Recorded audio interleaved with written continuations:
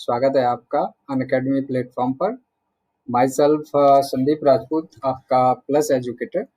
और आज मैं आपके लिए लेकर आया हूँ जो आने वाले आपके एग्ज़ाम हैं उनके लिए काफ़ी हेल्पफुल होगी। एक टिल द एग्ज़ाम ये सीरीज आपकी कंटिन्यू रहेगी और इसमें मैं आपसे डिस्कस करूँगा एक्सपेक्टेड क्वेश्चन सीरीज है ये, कि क्या आपके क्वेश्चन बन सकते हैं और किस टाइप के क्वेश्चन आपसे पूछे जाएंगे या पूछे जाते हैं उसके बारे में हम लोग बात करेंगे। ओके, सो ये उसी से रिलेटेड है, expected question series for RO and UPPSC exam. और इसमें किस तरीके से चीज़ों को लेके चलेंगे वो मैं आपके साथ में बताऊंगा। सो सेशन स्टार्ट करते हैं हम लोग। और बिफोर स्टार्टिंग द सेशन आपको इसमें क्या क्या मिलेगा मैं आपको थोड़ा सा बता देता हूँ, गाइड कर देता हूँ। ये अभी जो एग्ज़ाम होना है आरओ और यूपीपीसीएस का, ठीक है, उसके लिए मैंने प्रीलिम्स के हिसाब से क्वेश्चंस कंपाइल किए हैं आप लोगों के लिए, जो आपके यूजफुल होंगे दोनों ही एग्ज़ाम में। अलोंग विद दैट जो मैं उनका एक्सप्लेनेशन करूँगा वो आपके हेल्पफुल रहेंगे यूपी ट्रिपल एससी वाले एग्ज़ाम में आल्सो। सो मेरा टारगेट है कि आपको इन क्वेश्चंस के थ्रू मैं एक पैटर्न समझाने की कोशिश करूं कि किस तरीके से आपको एग्ज़ाम के लिए तैयारी करनी है, सो दैट आपका प्रीलिम्स ना रुके। Okay, so let's begin the session. हम स्टार्ट करते हैं। तो बिफोर स्टार्टिंग द सेशन ये कुछ मेरी एकेडमिक सिविल और टीचिंग एक्सपीरियंस है, उसके बारे में मैं आपसे डिस्कस करता हूँ। मैं बीटेक एंड एमबीए हूँ और 10 इयर्स का प्रोफेशनल एक्सपीरियंस है। Last time I have worked with Vodafone Idea limited as area manager. Then in 10 years along that I have also given 4 years to part-time teaching, और उनमें से मेरे पढ़ाए हुए कुछ बंदे अभी सिविल सर्विसेज में भी हैं, गवर्नमेंट जॉब में भी हैं। सो मैंने ऑफलाइन कोचिंग पार्ट टाइम दी हुई है लास्ट के 4 इयर्स, और ये मेरा खुद का सिविल एक्सपीरियंस है। मैंने multiple time PCS mains 3 times और मल्टीपल टाइम मेंस और 3 times interview, 2 times UPSC interview and written RO mains in 2014 and 17। And जब आयोग लोअर पीसीएस के तौर पर कराता था तो 2013 और 2015 में मैंने यूपी ट्रिपल एससी का भी इंटरव्यू दिया हुआ है। तो ये कुछ मेरे बारे में था, सो दैट आप मुझे जान सकें और बेहतर तरीके से हम एक दूसरे को समझ सकें और मैं आपको समझा सकूं। ये किन के लिए हेल्पफुल होगा उसके बारे में भी मैंने आपको बता देना चाह रहा हूँ कि अभी आपका रिव्यू ऑफिसर एग्ज़ाम प्लान है 2016, तो जो लोग वो दे रहे हैं काफ़ी इम्पोर्टेंट है, क्योंकि ये 2016 का एग्ज़ाम है और वही लोग दे पाएंगे जो 2016 में फॉर्म डाले हुए थे। नए लोगों को इसमें इनवाइट नहीं किया गया है। So it's a golden chance, क्योंकि इस बीच में बहुत सारे एग्ज़ाम हो चुके हैं और बहुत सारे लोग सिलेक्ट भी हो चुके हैं। उसी तरीके से 2020 का प्री उसके बाद में प्लान है आपका अक्टूबर में। सो ये दोनों एग्ज़ाम के लिए तो ये सीरीज़ काफ़ी हेल्पफुल होगी आपकी। साथ में जो लोग यूपी ट्रिपल एससी का एग्ज़ाम दे रहे हैं तो क्वेश्चंस एक्चुअली मैंने बदलते पैटर्न के हिसाब से रखे हैं। मीन्स आपको क्वेश्चन ज़्यादातर मिलेंगे जिसमें ऑप्शन एक से ज़्यादा सही होगा या कोई भी सही नहीं होगा, इस तरीके के क्वेश्चन आपसे पूछे जा रहे हैं। सो जब हम उसका एक्सप्लेनेशन करेंगे तो वो जो straight forward question UP triple SC exam में आते हैं या लोअर एग्ज़ाम में आते हैं वो आपके बहुत बेहतर तरीके से तैयार होंगे। और ये एक मिक्स जीएस क्वेश्चन की सीरीज है जिसमें आपका करंट अफेयर्स और जितने भी आपके जीएस के सब्जेक्ट होते हैं कुछ भी आपका नहीं छूटेगा, लाइक हिस्ट्री, पॉलिटी, जियो, सारे ही चीज़ों को हम कवर करेंगे। सारे के क्वेश्चन ही आपके इसमें मिलेंगे। सो ये आपके लिए वाकई हेल्पफुल होने वाली है। सो जुड़े रहें, ये आज पहला सेशन है, इसके बाद में हम कंटिन्यू सेशन करेंगे इसके, और आपके पास में अधिक से अधिक क्वेश्चंस लेके मैं आऊँगा।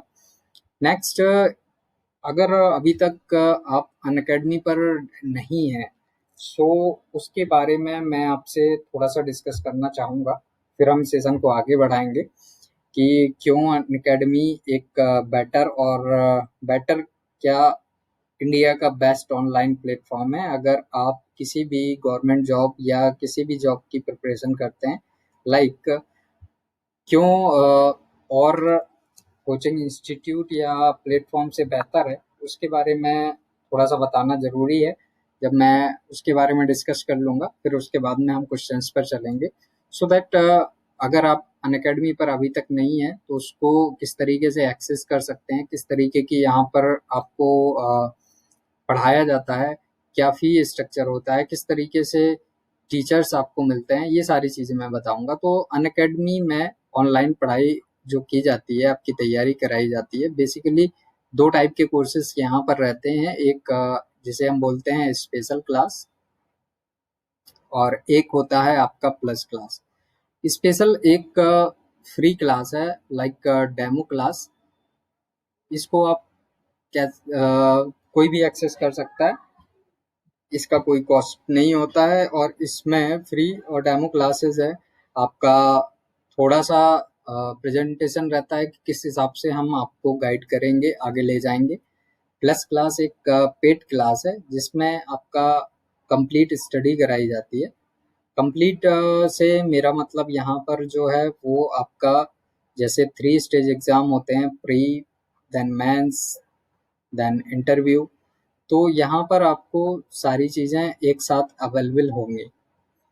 जब आप पहले हम प्री की तैयारी आपकी कराएंगे, जब आपका प्री क्वालिफाई हो जाता है तो मेंस की तैयारी में आपको सारे टॉपिक्स, सारे जीएस कंप्लीट कराया जाएगा, अलोंग विथ जो भी आपका ऑप्शनल सब्जेक्ट होगा उसको लेके हम सारी तैयारी आपकी कराएंगे। देन फिर अगर आपका मेंस सेलेक्ट होता है तो इंटरव्यू से पहले, रियल इंटरव्यू से पहले हम आपका मॉक इंटरव्यू एक एक्सपर्ट पैनल द्वारा मॉक इंटरव्यू की तैयारी कराएंगे, ताकि आपके रियल इंटरव्यू में जो दिक्कतें आने वाली हैं वो हमें पहले से पता चल सके और हम उसको सॉल्व कर सकें। सो ये कंप्लीट स्टडी पैकेज है। अब ये अलग क्यों है, और इंस्टीट्यूट या बेसिकली हम कहें कि अभी तक जो एजुकेशन में ट्रेंड था ऑफलाइन कोचिंग इंस्टीट्यूट का, सो ऑफलाइन और ऑनलाइन अनअकैडमी प्लस में डिफरेंस क्या है?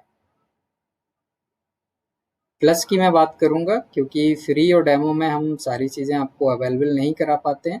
प्लस एक सिस्टमेटिक और प्लेटफॉर्म है जहां पर आपको मिनिमम फीस पे करके सारी तैयारी कराई जाती है।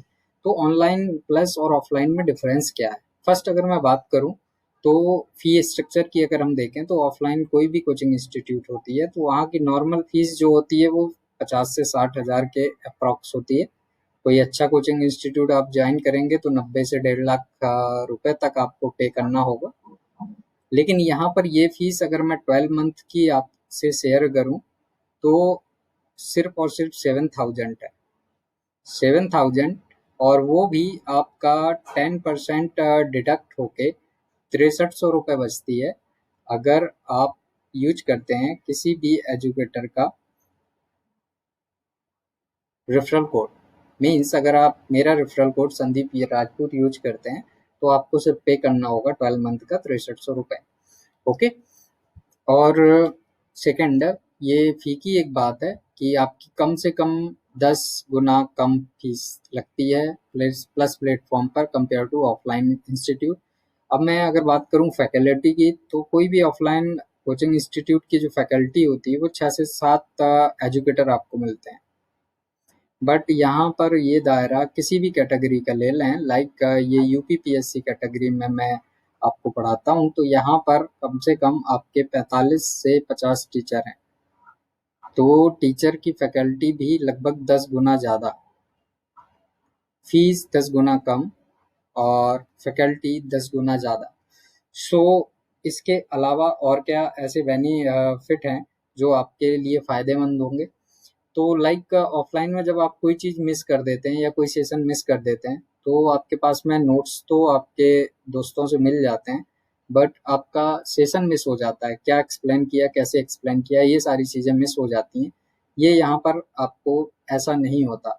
मान लीजिए आप जॉब में हैं और आपने मिस कर दिया किसी सेशन को, तो आप उसका रिकॉर्डेड सेशन देख सकते हैं। और आप कभी भी ज्वाइन करें, लेट नहीं होते, क्योंकि उसके पहले के भी जितना कंटेंट है, जितने वीडियो लेक्चर हैं, वो आप देख सकते हैं। उसके बाद का भी देख सकते हैं। और ये बिल्कुल नहीं है कि अगर आपने मेरे रेफरल से कोड का यूज किया तो सिर्फ आप मेरे को देख पाएंगे। वहाँ जितने भी 45 प्लस टीचर हैं, आप सबको एक्सेस कर पाएंगे। So that's a best point. क्योंकि अभी क्या होता है, जब कभी आप ऑफलाइन कोई कोचिंग इंस्टीट्यूट ज्वाइन करते हैं, तो आप फंस जाते हैं कि अगर किसी टीचर का कंटेंट अच्छा नहीं है, उसके पढ़ाने का तरीका अच्छा नहीं है, तो आप वहाँ पर स्टक हो जाते हैं। बट यहाँ पर ऐसा नहीं है। अगर आपको मेरा पढ़ाना अच्छा नहीं लगता, मैं साइंस टेक अगर मेरा अच्छा नहीं लगता, आप किसी और का देख सकते हैं। ज्योग्राफी मेरे से अच्छी लगती है, आप मेरे से पढ़ सकते हैं। सो यहाँ पर ये सारे बेनिफिट आपको मिलते हैं। सो गाइज, अगर अभी आपने ज्वाइन नहीं किया है अभी तक अनअकैडमी प्लेटफॉर्म, सो इसे ज्वाइन करें। ऐप के थ्रू आप ज्वाइन कर सकते हैं या वेबसाइट के थ्रू डेमो क्लासेस देख सकते हैं, उसको देखें। और इसके बाद में अगर आप प्लस पर ज्वाइन करना चाहते हैं, तो भूलें नहीं, मेरा कोड यूज करें संदीप राजपूत और पाएँ 10% डिस्काउंट। और ये अलग अलग कोर्सेज का ड्यूरेशन और फी है। लाइक 12 मंथ का आपका 6300 जहाँ चार्ज है। आप चाहें तो 6 मंथ का ले सकते हैं, 3 मंथ का, 1 मंथ का, या 24 मंथ का। जितने अधिक का समय का लेंगे कंपेरेटिवली, उतनी फीस आपकी कम होगी। सो परचेज करें जितने जल्दी हो सके, प्लस को ज्वाइन करें और अपनी स्टडी को एक शार्पनेस प्रोवाइड कराएं। सो अब हम सेशन पे चलते हैं और डिस्कस करेंगे। कुछ क्वेश्चंस के थ्रू आपको मैं बताऊंगा कि किस तरीके से ये क्वेश्चन आपके लिए हेल्पफुल हो सकते हैं, एग्जाम में आ सकते हैं। तो लाइक मैंने पहला क्वेश्चन पूछा है जो आपसे, वो है,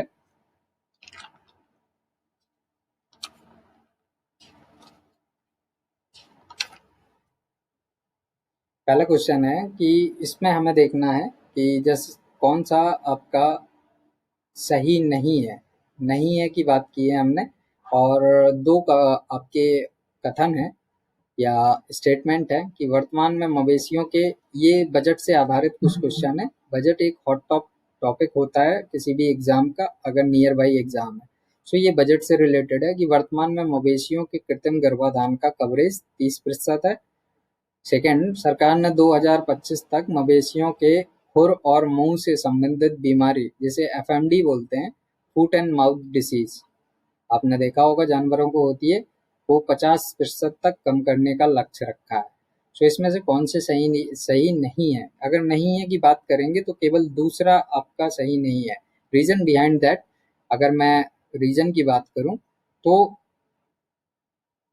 ये 50% तक कम करने की बात नहीं है, ये इनको एरेडिकेट करना है, खत्म करना है। 2025 तक खत्म करने की बात की गई है। और साथ में कवरेज जो अभी 30% है, उसको बढ़ाकर 70% तक ले जाने की बात की गई है। सो इसका केवल दूसरा आपका सही नहीं है। नेक्स्ट की बात करूं मैं, तो केंद्रीय बजट में उल्लिखित सागर मित्र योजना का लक्ष्य है। एक बजट में एक और टर्म आया था आपका सागर मित्र। ये सागर मित्र क्या है, उसके बारे में हमें पूछा गया है। तो सागर मित्र के लिए इन्होंने 4 ऑप्शन जो दिए हैं: तटीय क्षेत्र में युवाओं को मत्स्य पालन से जोड़कर उन्हें रोजगार देना, तटीय क्षेत्र में प्रदूषण को कम करने के लिए सागर मित्रों की नियुक्ति, बंदरगाहों पर बेहतर लॉजिस्टिक निर्माण एवं रखरखाव के लिए सागर मित्रों की नियुक्ति, या इनमें से कोई नहीं। तो बेसिकली इसका करेक्ट आंसर है तटीय क्षेत्रों में युवाओं को मत्स्य पालन से जोड़कर उन्हें रोजगार देना। इस बार के बजट में एक योजना की बात की गई जिसे बोलते हैं मत्स्य संपदा योजना।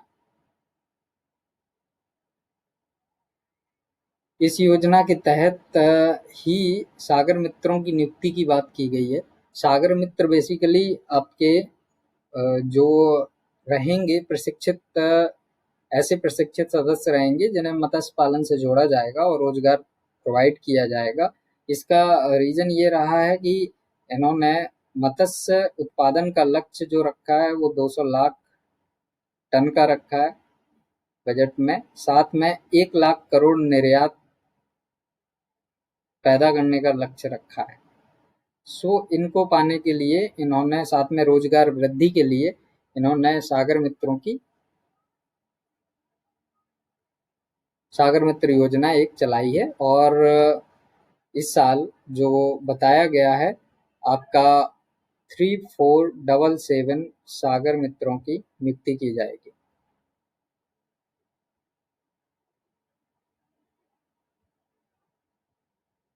ठीक है,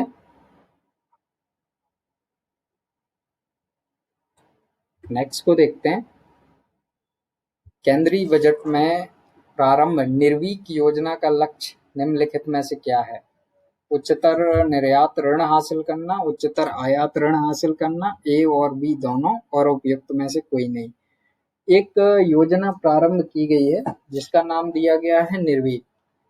प्रारंभ क्या की गई है अभी बताया गया है योजना के बारे में, बजट में इसकी चर्चा की गई थी। तो अभी बेसिकली अगर मैं बात करूं तो निर्वीक है क्या? निर्वीक की अगर बात करें, निर्वीक योजना उच्चतर, वैसे इसका जो करेक्ट आंसर है वो है आपका उच्चतर निर्यात ऋण हासिल करना। और निर्वीक एक एक्रोनिम है बेसिकली, NIRVIK। करेक्ट आंसर है आपका उच्चतर निर्यात ऋण हासिल करना, जिसका मतलब होता है आपका निर्यात ऋण विकास योजना।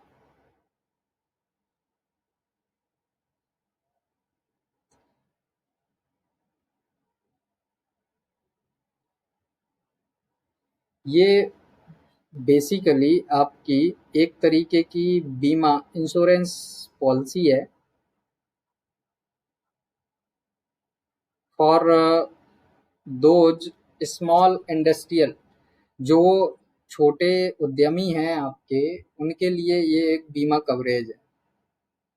क्या होता है बीमा में? बेसिकली क्या होता है, हम छोटी सी प्रीमियम पे करते हैं और एक लंबा कवरेज पाते हैं। सिंपल सा इसी में, इस वाली योजना में भी यही किया गया है, छोटे उद्यमियों को प्रोत्साहित करने के लिए कि भाई वो अपना बिजनेस बढ़ा सकें, कर सकें आगे। तो उसके लिए इन्होंने इस योजना को लेके आए हैं, निर्वीक योजना को।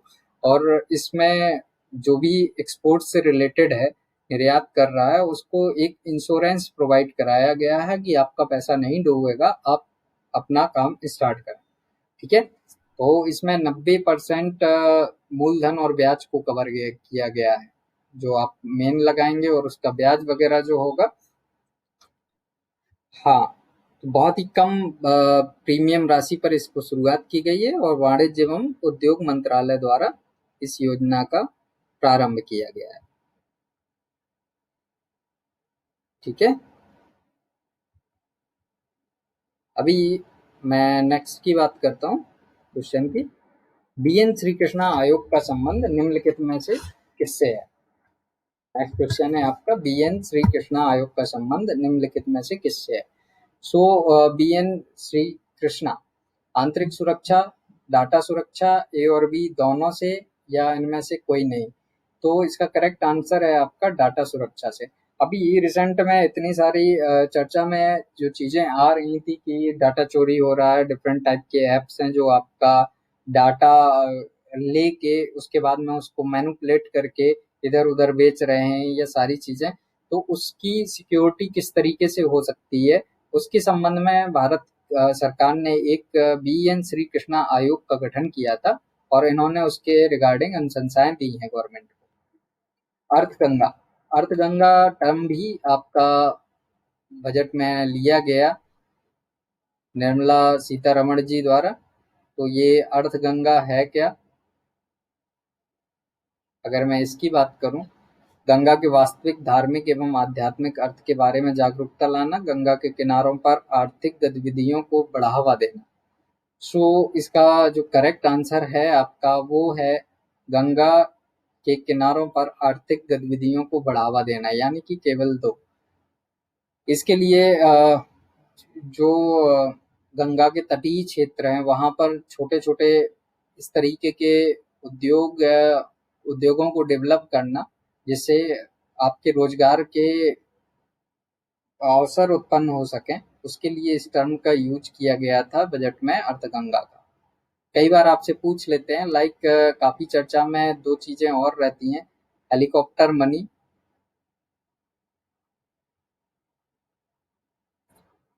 एंड थालीनॉमिक्स का भी आपने नाम सुना होगा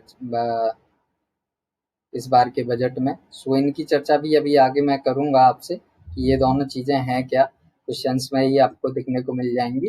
असेंबल इन इंडिया के संदर्भ में कौन सा सही है? ये पूंजी गहन उद्योग के निर्यात पर बल देती है, ये जापान के निर्यात मॉडल से प्रभावित है, अगले 10 वर्षों में 80 मिलियन रोजगार सृजित करना इसका लक्ष्य है। सो इसका करेक्ट आंसर है आपका थर्ड वन, कि अगले 10 वर्षों में 80 मिलियन रोजगार सृजित करना इसका लक्ष्य है। असेंबल इन इंडिया ये बेसिकली पूंजी गहन उद्योग की बात नहीं करती, ये ऐसे उद्योगों की बात करती है जहां श्रम गहनता ज्यादा हो, मीन्स ज्यादा से ज्यादा लोग काम कर सकें, ज्यादा से ज्यादा लोग रोजगार पा सकें, तो श्रम गहनता पर बल देती है। और ये जापान के निर्यात मॉडल से संबंधित नहीं है, ये आपके चीन के निर्यात मॉडल से संबंधित है। तो सिर्फ आपका तीसरा आंसर सही है इसमें। ओके, नेक्स्ट को देखते हैं। विदेशी पर्यटकों को आकर्षित करने वाले शीर्ष 3 राज्यों को क्रम से लगाएं, तमिलनाडु, महाराष्ट्र और उत्तर प्रदेश। तो इसका जो करेक्ट आंसर होगा कि विदेशी पर्यटकों को आकर्षित करने वाले शीर्ष 3 राज्य, सो ये एकदम क्रम में है आपके 1 और 2 और 3। सबसे ज्यादा तमिलनाडु, देन आपका महाराष्ट्र, देन उत्तर प्रदेश। ठीक है, ये विदेशी पर्यटकों को आकर्षित करने के मामले में first, second and third position रखते हैं देश में। नेक्स्ट देखते हैं, भारत में मान्यता प्राप्त स्टार्टअप के राज्यवार वितरण को आरोही क्रम में लगाइए। उत्तर प्रदेश, दिल्ली, कर्नाटका, महाराष्ट्र। इनको आपका आरोही क्रम मतलब बढ़ते हुए क्रम में, सबसे कम कहाँ है, फिर उसके बाद, फिर उसके बाद, फिर उससे सबसे अधिक कहाँ है। सो इसका जो करेक्ट आंसर है आपका वो है 4, 3, 2 एंड 1। महाराष्ट्र फर्स्ट पोजीशन पर है, देन कर्नाटक स्टार्टअप के मामले में सेकंड, पहले कर्नाटक फर्स्ट पे था, अभी महाराष्ट्र फर्स्ट पर है, then first, second, Delhi third position पर, एंड उत्तर प्रदेश जो आपका है वो है फोर्थ पोजीशन पर। ठीक है, so first, second, third and fourth, Maharashtra, Karnataka, Delhi and Uttar Pradesh, ये आपका करेक्ट आंसर है। फिर देखें, मान्यता प्राप्त स्टार्टअप की उद्योग बार हिस्सेदारी को अवरोही क्रम में लगाने के लिए, यानी कि घटते क्रम में हमें अगर इसको अरेंज करना है तो क्या क्या ऑप्शन है आपके? स्वास्थ्य देखभाल व लाइफ साइंस, सूचना प्रौद्योगिकी और शिक्षा। ये किस क्षेत्र में सबसे अधिक स्टार्टअप क्रिएट होते हैं? तो इसकी अगर मैं बात करूं तो सबसे अधिक होते हैं सूचना प्रौद्योगिकी फर्स्ट, देन उसके बाद स्वास्थ्य देखभाल एवं साइंस सेकंड, एंड शिक्षा थर्ड। सो इसके हिसाब से आपका जो क्रम है वो है 2, 1 और 3। 2, 1 और 3, यानी कि सी ऑप्शन आपका करेक्ट है। नेक्स्ट को देखें, इस अनुच्छेद के अंतर्गत प्रत्येक नागरिक को 18 वर्ष या उससे अधिक को मत देने का अधिकार है। मत देने का अधिकार यानी कि हर वो व्यक्ति जिसकी आयु 18 वर्ष से अधिक है मत दे सकता है। ऐसा किस आर्टिकल में कहा गया है? Article 328, article 326, article 128 and 212। इसका जो करेक्ट आंसर है वो है आपका आर्टिकल 326। आर्टिकल 326 में इस बारे में बात की गई है कि प्रत्येक नागरिक को जो भी 18 वर्ष से ऊपर का है उसको मत देने का अधिकार प्राप्त है। नेक्स्ट देखते हैं, प्रोटेम स्पीकर के बारे में बात की गई है। ये इसके बारे में दो स्टेटमेंट दिए गए हैं, बताना है कि कौन कौन से सही हैं। फर्स्ट, परंपरागत रूप से प्रोटेम स्पीकर सदन का सबसे वरिष्ठ सदस्य होता है। 17वीं लोकसभा का pro tem speaker doctor Virendra Kumar को चुना गया है। कौन से सही हैं? तो इसके बिल्कुल दोनों ही बातें सही हैं। पहला भी कथन सही है कि जो सबसे वरिष्ठ, जब भी नई लोकसभा का गठन होता है तो जो सबसे वरिष्ठ सदस्य होता है उसे प्रोटेम स्पीकर का पद प्रदान किया जाता है। ये अन्य सदस्यों को शपथ ग्रहण कराता है। ठीक है। और इस समय 17वीं लोकसभा का जो प्रोटेम स्पीकर बनाए गए थे वो डॉक्टर वीरेंद्र कुमार थे, जो एमपी से हैं, मध्य प्रदेश से। तो इसके आपके दोनों ही सही हैं, 1 और 2। दल विरोधी कानून के संदर्भ में निम्नलिखित कथनों पर विचार करें। ये संविधान की 10वीं अनुसूची में उपबंधित है। 52वें संविधान संशोधन 1985 द्वारा संविधान में इसकी व्यवस्था की गई। तो इसमें से कौन से आपके सही हैं? केवल 1, केवल 2, 1 और 2 दोनों, ना तो 1 और ना ही 2। तो इस वाले में भी आपके दोनों ही कथन सही हैं। आपको पता है दल बदल से संबंधी अयोग्यता के बारे में 10वीं अनुसूची में बात की गई थी, और ये संविधान संशोधन जो था 52वां संविधान संशोधन था 1985 में। इसके अलावा एक और इसी से रिलेटेड जो आर्टिकल, इसके तो आपके दोनों ही सही हैं, इसी से रिलेटेड एक आर्टिकल की और चर्चा होती है, 91वां अमेंडमेंट। जो 91वां संविधान संशोधन जो आपका 2003 में आया था, उसकी अगर हम बात करें तो उसमें भी क्या चर्चा रहती है? उसमें चर्चा ये रहती है कि मंत्रिमंडल का आकार 15% से, जो उसकी सदन की संख्या है उसके 15% से अधिक नहीं होगा। ठीक है, ये भी आर्टिकल आपका काफी इम्पोर्टेंट है, सो ध्यान रखें इसको। ओके, नेक्स्ट को देखते हैं। चुनाव में मतदाता पहचान चुनाव में मतदाता पहचान हेतु सर्वप्रथम फेशियल रिकॉग्निशन ऐप का प्रयोग निम्नलिखित में से किस राज्य में किया गया था? आंध्र प्रदेश, महाराष्ट्र, तेलंगाना और तमिलनाडु आपके ऑप्शन है, और इसमें करेक्ट है तेलंगाना। तेलंगाना के स्थानीय निकाय चुनाव में एज अ पायलट प्रोजेक्ट इसका प्रयोग किया गया था। ये अगर सक्सेस रहता है तो इसको आगे कंटिन्यू करेंगे। तो ये इसका करेक्ट आंसर आपका है तेलंगाना। और यहाँ पर मैंने नीचे मेंशन कर रखा है अपना रेफरल कोड, जिसका आप प्रयोग करके प्लस को ज्वाइन कर सकते हैं विथ 10% डिस्काउंट। और अगर आप ऐप या वेब यूज करके अनअकैडमी पर पढ़ रहे हैं तो आप मुझे फॉलो कर सकते हैं, संदीप राजपूत नाम से मुझे सर्च कर सकते हैं, फॉलो कर सकते हैं, और फ्री और डेमो क्लासेस देख सकते हैं ऑन अनअकैडमी ऐप और वेब इन यूपीपीएससी कैटेगरी।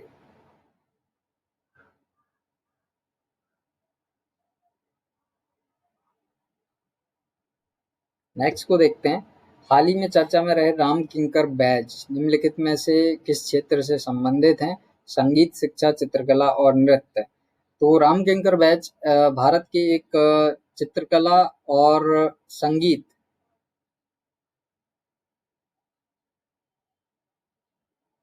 बेसिकली चित्रकला और मूर्तिकला, संगीत नहीं, हम कहेंगे चित्रकला और मूर्तिकला से संबंधित रहे हैं ये। चित्रकला और मूर्ति कला से संबंधित, और अभी इनके 115वीं जयंती मनाई गई थी, तो एक वर्चुअल टूर का आयोजन भी किया गया था। सो ये चित्रकला और मूर्ति कला से संबंधित है। अम्बुबाची मेले के संबंध में दो कथन दिए गए हैं, उसके बारे में आपको बताना है कि इसका आयोजन मणिपुर में किया जाता है। इस मेले को पूर्व के महाकुंभ के रूप में जाना जाता है, क्योंकि ये दुनिया भर से लाखों भक्तों को आकर्षित करता है। या आपका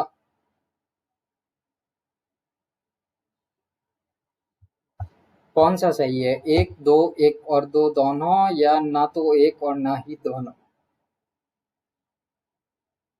तो इसकी बात करूं अगर, तो इसमें आपका केवल 2 सही है। अंबुबाची बेसिकली जो मेला मनाया जाता है वो मनाया जाता है आपके असम में, ना कि मणिपुर में। सो ध्यान रखें, मणिपुर में ये नहीं मनाया जाता, इसलिए एक कथन गड़बड़ था। और असम में मनाया जाता है और इसे पूर्व का महाकुंभ के नाम से जाना भी जाता है। ठीक है। सो फ्रेंड, आज के सेशन में इतना ही।